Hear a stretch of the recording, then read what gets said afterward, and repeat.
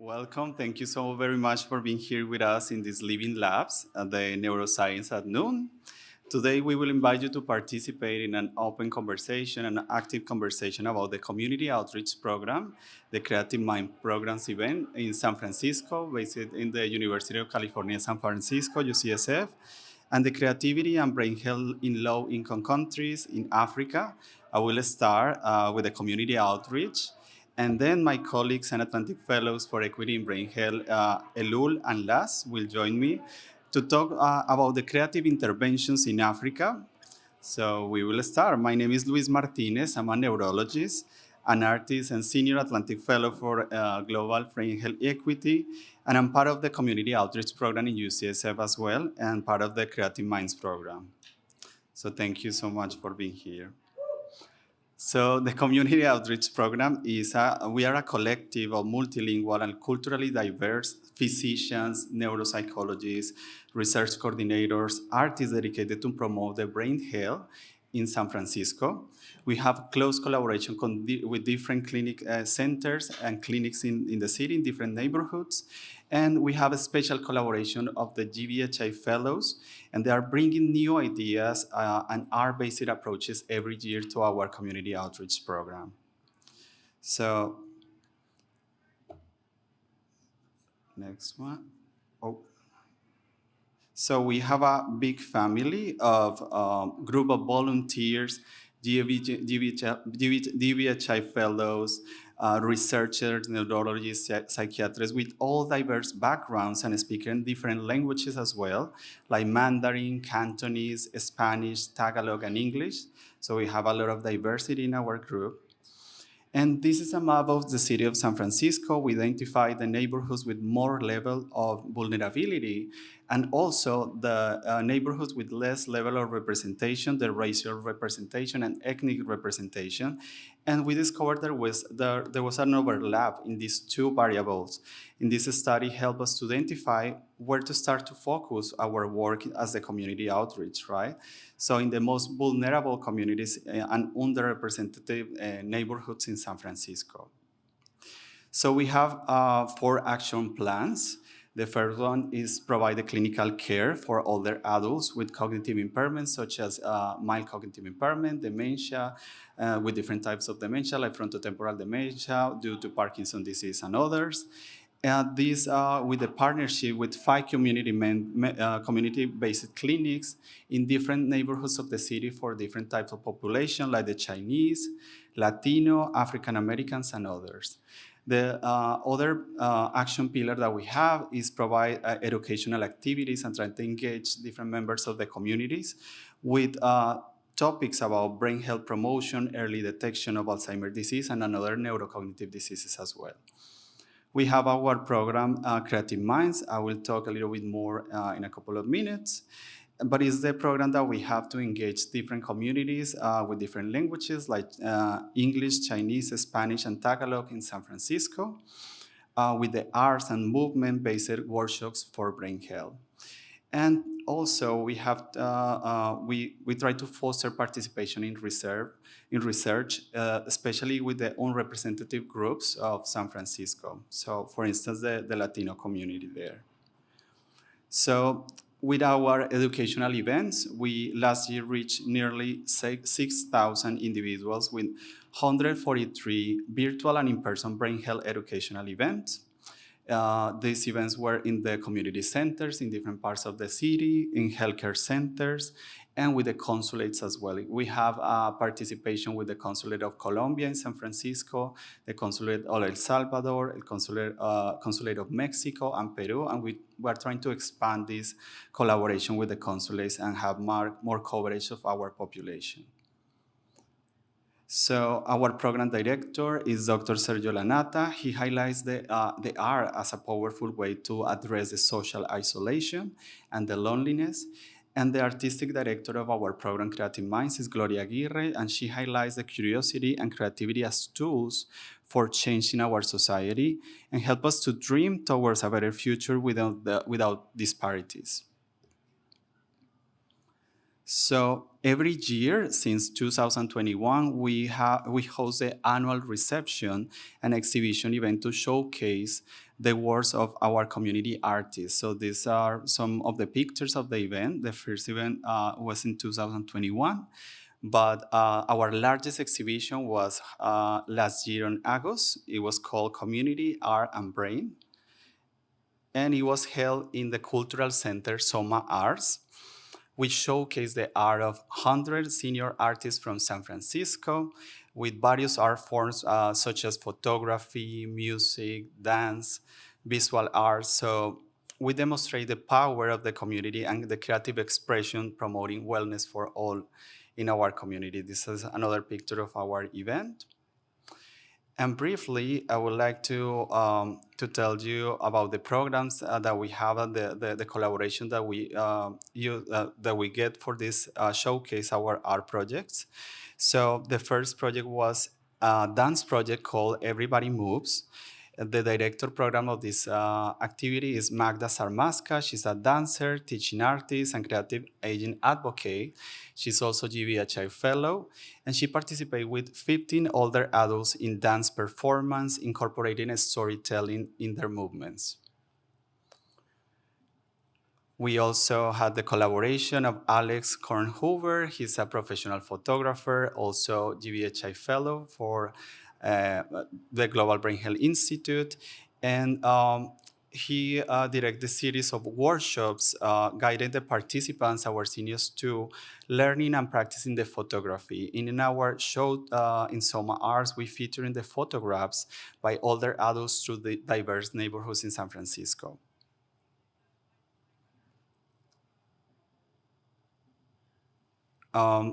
Of course, we had as well the Black Radical Imagination. Our director of this program was our dear Tanisha Hill-Jarrett.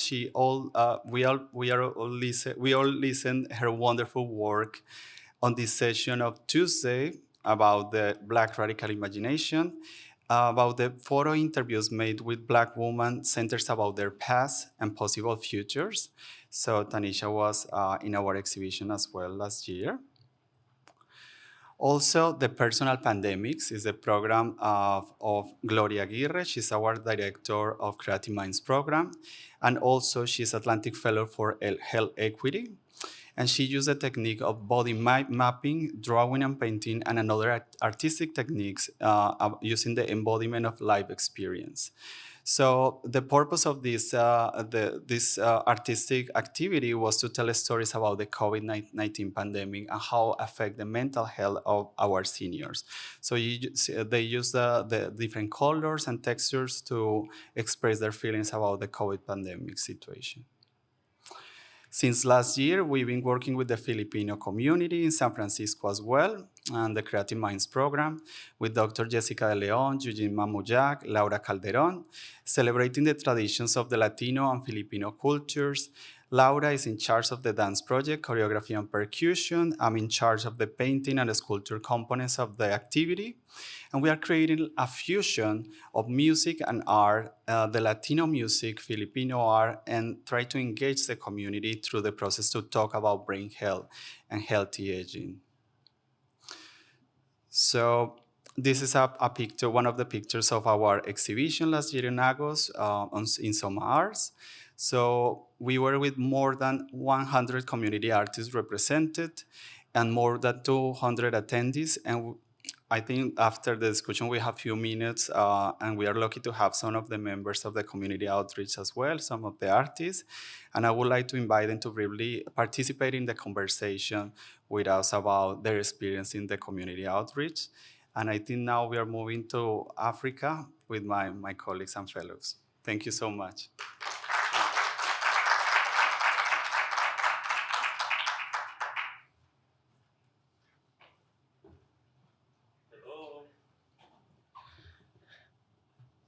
Hello, everyone.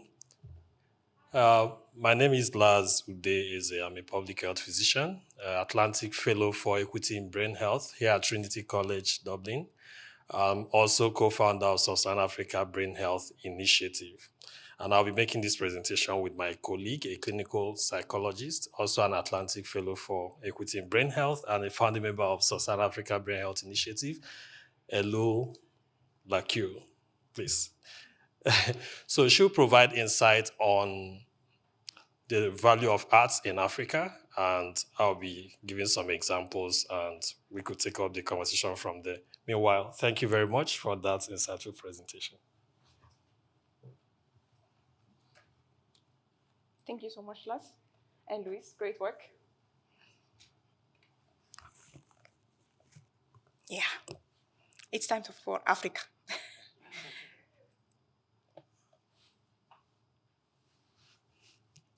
Okay, to introduce myself. Okay,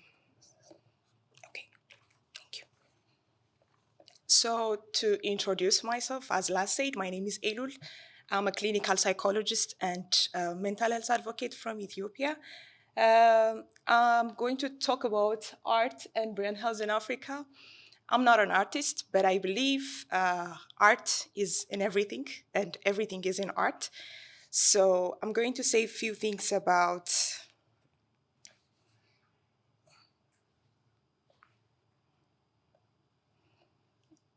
sorry, it's not working.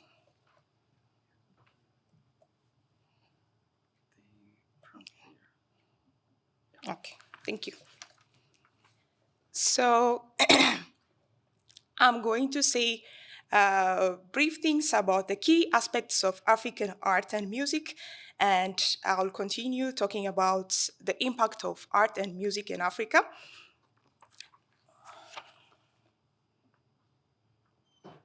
So to start with the key aspects of African art and music, Africa's cultural diversity is beyond compare, with thousands of ethnic groups, each possessing their unique art forms, musical styles, and traditions. And these traditions are preserved and passed down through storytelling, rituals, and dance and music. Art and music in Africa, they often serve as social, religious, and political functions. They are the integral part of most of our ceremonials and celebrations. And in religious contexts, they facilitate the spiritual connection and expression of faith. Politically, art and music have been used to mobilize communities and advocate for change. They play crucial roles in the independence movement and social justice campaigns. For many African communities, art and music are essential expression of our cultural identity. They reflect the values, beliefs, and aspirations of the people, reinforcing the sense of belongingness and pride. In the face of globalization today and external influences, these cultural expressions help maintain a distinct cultural identity, ensuring that the unique heritage of the community is celebrated and preserved. The relationship between African art, music, and society is deeply symbolic. Artifacts, instruments, songs, they often carry symbolic meaning, conveying message stories that are understood within the cultural contexts of the community. This symbolic language allows for the expression of our complex ideas and emotions.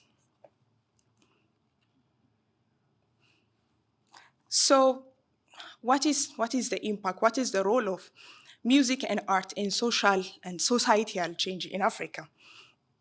Art and music are vital in preserving Africa's heritage and educating younger generations. They maintain a sense of identity and community, ensuring that traditions and storytellings are passed down through generations. Many African artists, musicians, they use their work to comment on political issues, advocate for human rights, and inspire change.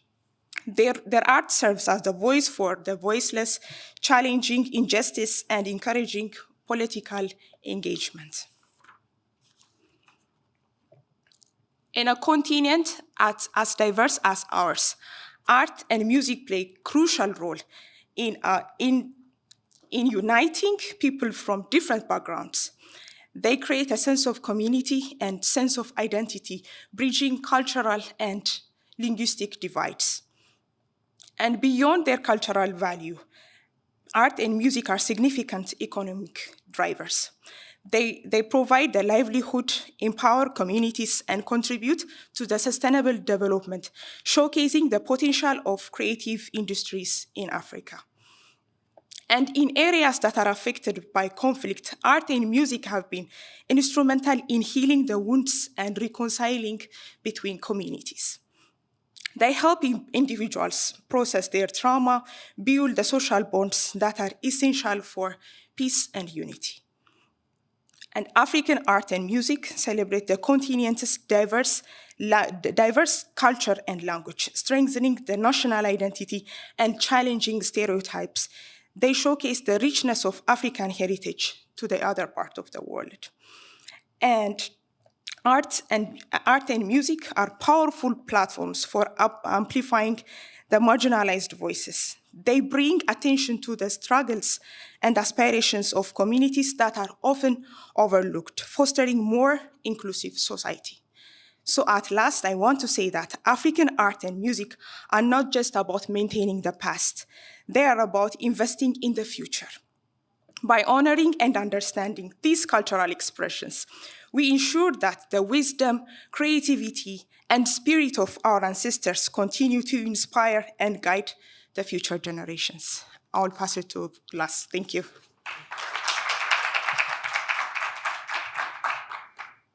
Thank you very much, Elul, for providing that background. I had like 3 short videos, but I'll just show one because we're already time constrained. But before I move to the next slide, I want us to take a small exercise for like 30 or 60 seconds.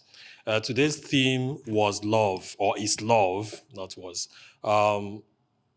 Perhaps with the person next to you for a few seconds, can you discuss briefly how in your culture love is expressed through arts? Whether it's through music or paintings in your own culture, how do you express love? A few seconds. How do you express love in your culture using arts?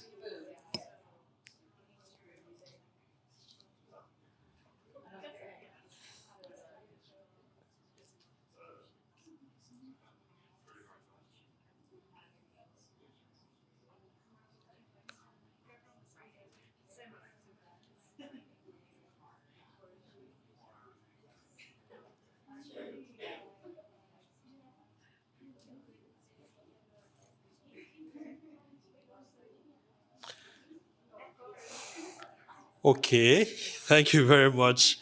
Yeah, the conversation could continue after this session or during lunch break. Yes, but in Africa, we express love using different means. Is it a mother taking care of a baby? She sings, gets the baby attention. Like Elul said, in every of our events, there is cultural component, even in the way we dress, okay? Multiple colors, artistic, as you can see, So example of some things that are already being done. This by no means exhaustive, but just the ones we choose to highlight. Kunle was here. I think he left this morning. He's an Atlantic Fellow for Equity in Brain Health and also the founder of Global Arts in Medicine Fellowship and also part of the Global South Arts in Health Week. So before he came to GBHI, he's been using art activities in hospitals, psychiatry units of hospitals, engaging patients who are there as a form of occupational health, plays music, guests of them, teaches some of them, huge success stories, which you could find on YouTube if you search Kunle. Fantastic job, and he's kind of promoting this not just in the continent but globally using the various programs he does. It just kind of shows the impact that arts could have even in management of patients in a non-pharmacological manner. We also have Meron Abe from Ethiopia. She's also a prominent member of the African Brain Health Network. She's exploring mental health solutions for young people in Ethiopia and Nigeria as well. She was an Atlantic Fellow, now a Global Fellow for Equity in Brain Health. Samu Munga is from Zambia, but he's based in South Africa. He's done lot of research and also uses the media to explain the impact that arts could have on health. He researched on how people with cancer can utilize indigenous musical arts to manage anxiety and distress. He's an opinion leader in a lot of topics that is related to using arts to promote health and well-being, as well as managing chronic health conditions. I also feel it's important to highlight this activity is a dialogue across violent histories in indigenous arts and social cohesion. It's a partnership between Stellenbosch University in South Africa and the Australian High Commission. If you know the history of both countries, they share history of historical trauma. And this project came from a project of a Master of Arts students from Rwanda. Of course, the Rwanda genocide happened about 30 years ago, and how you could leverage arts to improve social cohesion, promote healing, and also promote well-being. The community of Rwandans who are still very active in South Africa, like the arts group you could see, is Gasha and her team, is a project that is still actively ongoing. So these are just some of the few examples of institutional activities that is seeking to promote health using arts. Yes, last but not the least, an example is John Bethel Ezugo from Nigeria. John Bethel started his work. He's an artist, he's a painter, and also a musician. There's a song he did recently, and interestingly, the title is Love in local dialect. Ehonanya is love in Igbo language, which is my language. So he's empowering children with creative art skills and promoting wellness and well-being of people. And he recently joined the Sub-Saharan Africa Brain Health Initiative, where he's hoping to bring these activities in promoting brain health, not just among children, but also among persons who are undergoing treatment in hospitals. So I'll play a short video where he shares his thoughts, because we feel it's important to get someone who is an artist, who is a practitioner, to share his thoughts on what we could do. And afterwards, we could have interaction based on all the presentations.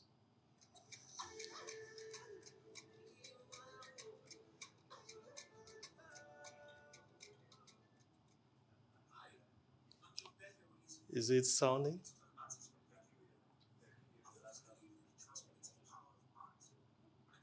Sorry.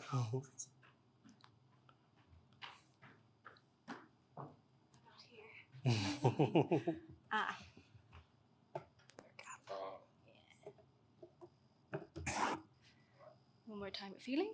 All right. Thanks for your help.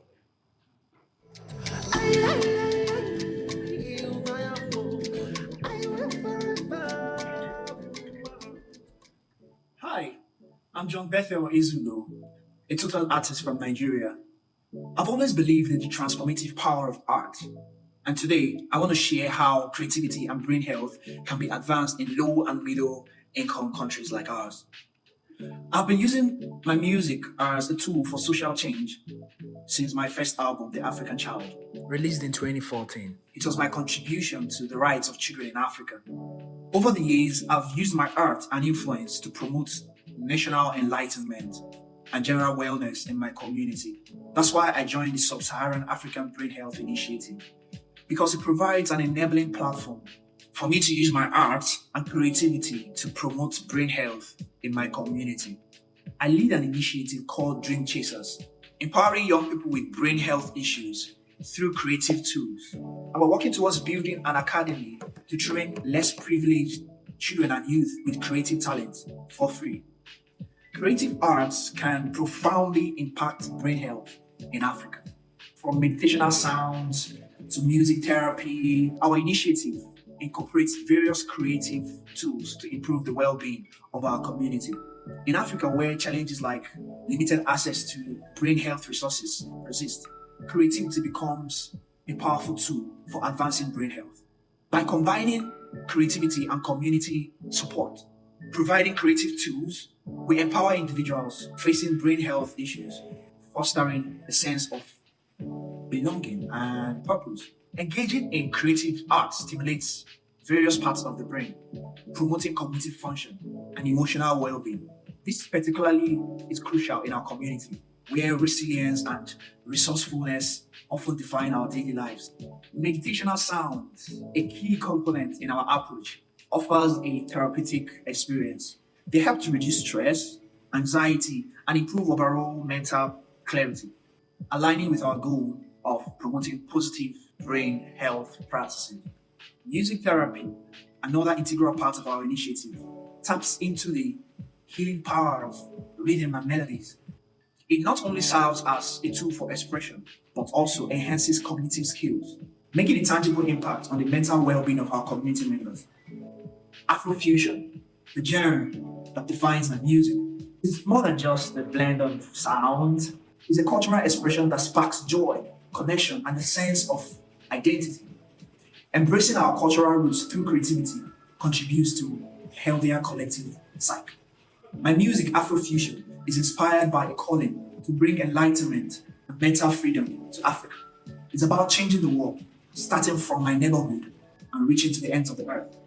As we explore the endless possibilities of creativity during this Creative Brain Health Week, let's recognize its profound role in advancing brain health, especially in Africa. Together, through initiatives like this, we can build a resilient and vibrant community that thrives on the transformative power of art. Thank you for being a part of this journey. Thank you. Thank you very much. That's the presentation. So the talking points around these issues is still on scaling up activities because these things are happening in pockets in different parts of the continent, in institutions, in some communities. There is still very much huge need to scale this up at a very level. Access to funds is a major issue, is being talked about severally, not just in Africa, but everywhere in the world. Enabling policies, there is huge deficit or gap in terms of policies that enables practices in brain health generally, and not just as related to creativity. Integration that's already happening, with what GBHI is doing, bringing us together, and we're also connecting within our continent. Kirti is here. She leads the African Brain Health Network, and there's a lot of conversation across countries to integrate and also collaborate as we bring solutions. Partnership is key, not just for us in Africa, but also everyone in this room, with Luis, with the fantastic job he's doing, and the rest of us sitting here, and even those beyond there, we keep partnering and collaborating. Of course, research, all our actions has to be informed by evidence and also bring about evidence. So thank you very much. We are open to getting comments, questions, both to Luis' presentations and also our presentation. Thank you.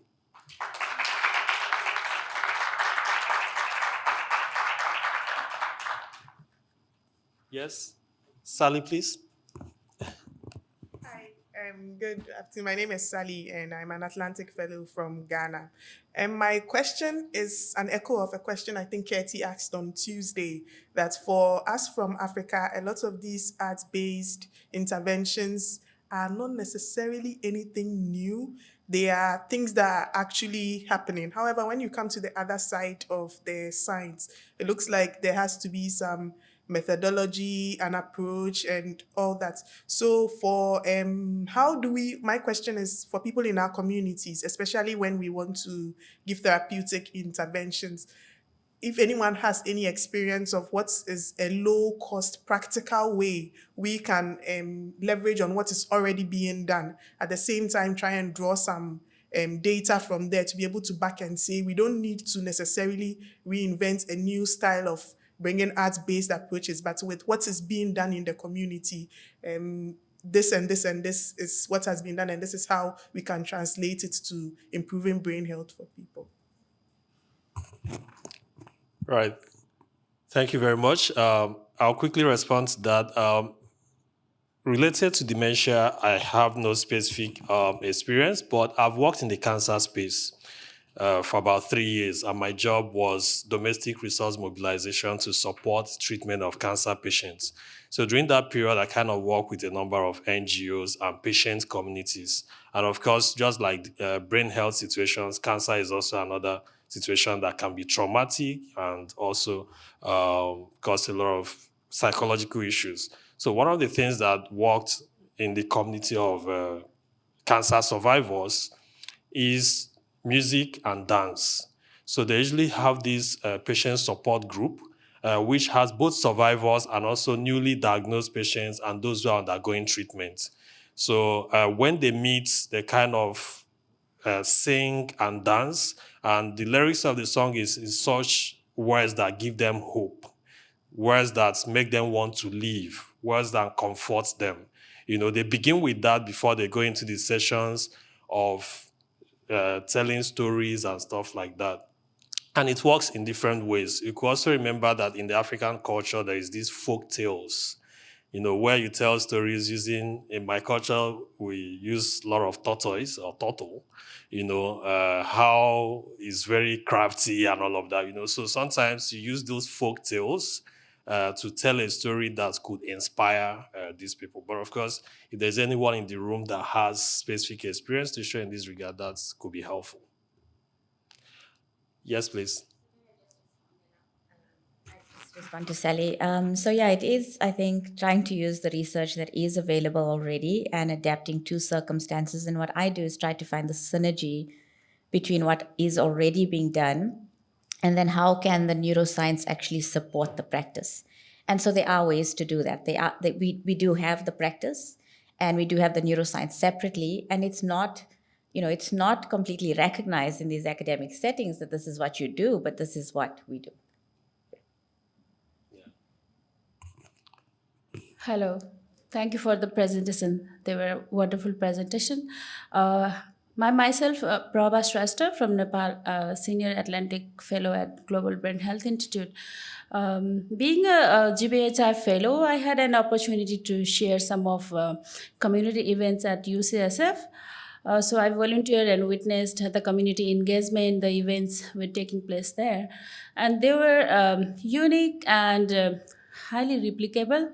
So I'm also trying to replicate some of them and culturally validate these projects in my context, in my country. Definitely it will take some time, but we can, as Preeti has already mentioned, that is the synergy. We can go together, we can be connected and develop together. Thank you. Thank you for the wonderful presentation, all of you. Thank you.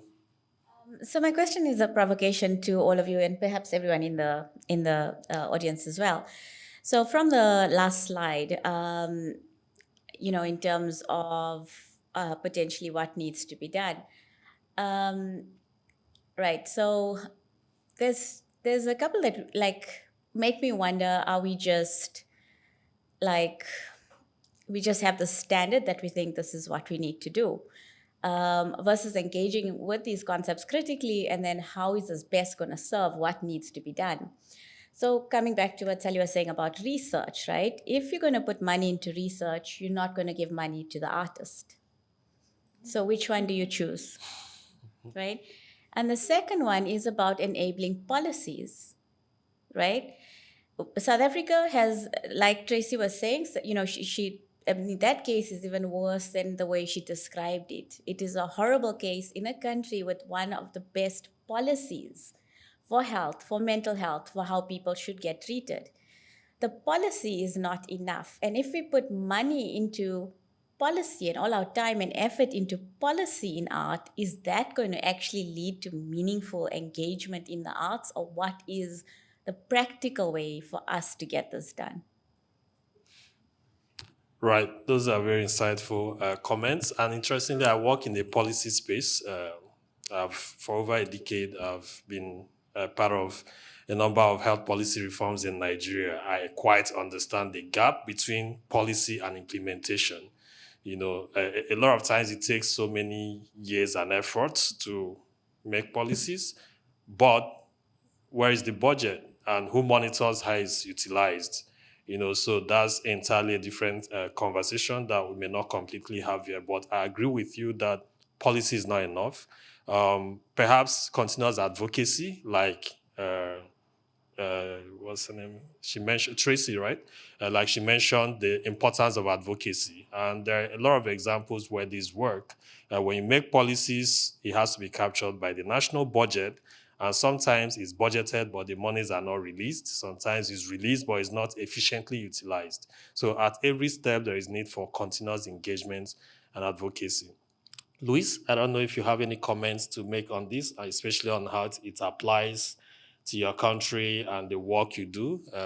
Apart from having the policies and the fantastic job you're doing with your team, how could this be localized?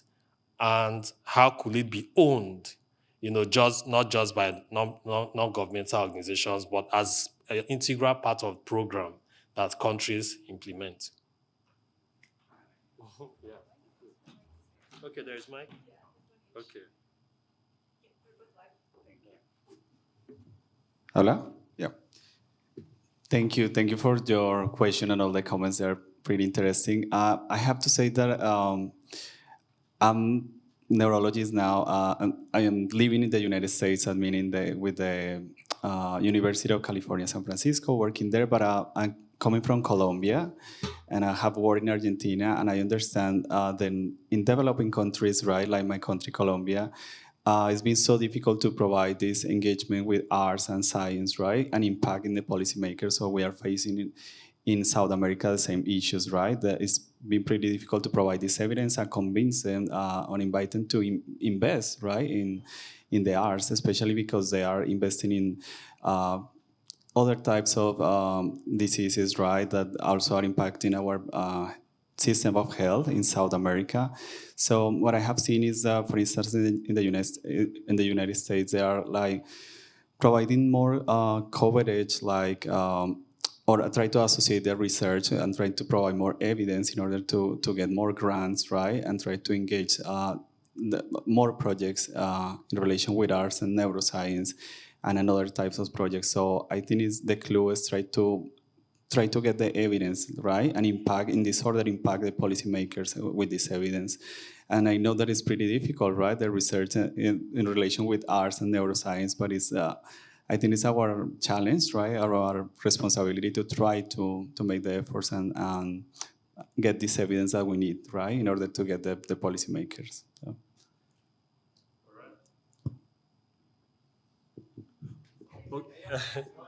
Okay, yeah, okay, great, thanks.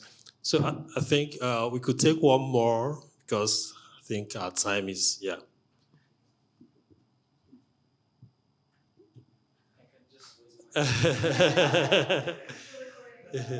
Okay. Yeah, thank you for the interesting session. I'm Emmanuel from Ethiopia. I'm doing PhD at Trinity College in Health Economics. My question goes to Laz and Elul.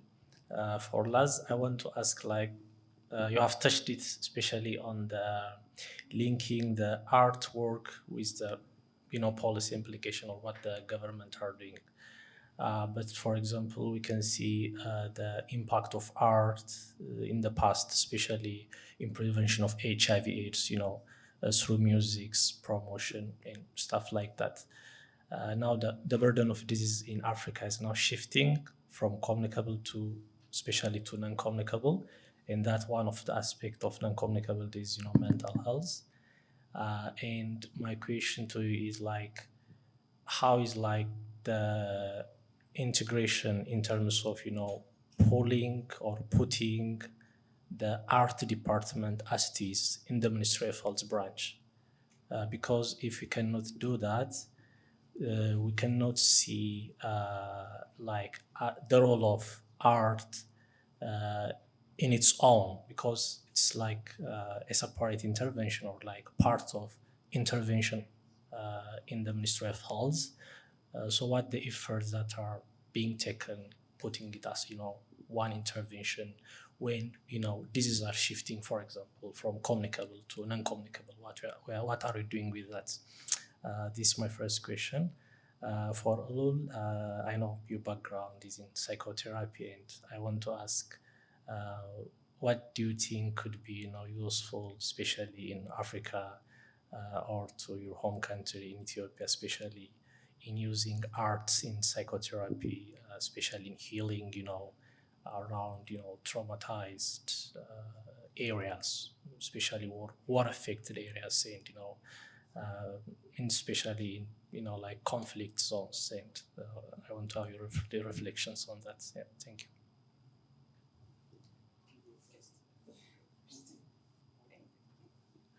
Okay, thank you very much for that question. I think is important the use of arts. That can't be overemphasized. But as the suggestion that we should have that department within health, I'm not sure that will completely work out. Looking at the structure of the health system, health is a very broad discipline. Everyone is a player. So I think it could play out in the area of collaboration, in the area of partnership, and the work that is being done by some artists who are part of the GBHI Global Fellows is a way to start, especially for us in Africa.